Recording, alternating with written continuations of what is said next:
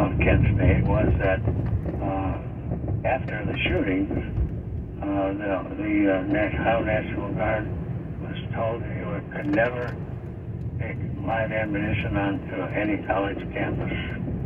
And so that sort of became not the law, but the practice anyhow. And that was true. But nobody, on May the 4th, nobody suspected that those National Guardsmen had live ammunition until they started to shoot. And people could see, what happened. But on Sunday, they had a chance. The governor had a chance.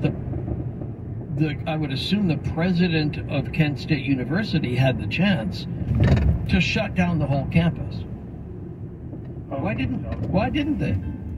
Well, you know what? Hang on to that answer, because we come up to a break here. So that's where we'll start then, with Robert Giles. This guy's a real treasure. This is really important to hear this information and to save it, much like he has in the book Kent State Shootings 50 Years Later When Truth Mattered. As the managing editor of the Akron Beacon Journal, he was told by his boss, hey, I'm leaving the paper, with you while I go to Israel. Don't screw it up. You say, well, hey, boss, how about a Pulitzer Prize while you're gone? We'll continue this conversation next on Coast to Coast AM. This is Ian Punnett. Hello, beautiful. I'm Amy Aaron, founder of Madison Reed, a hair color company I named after my daughter.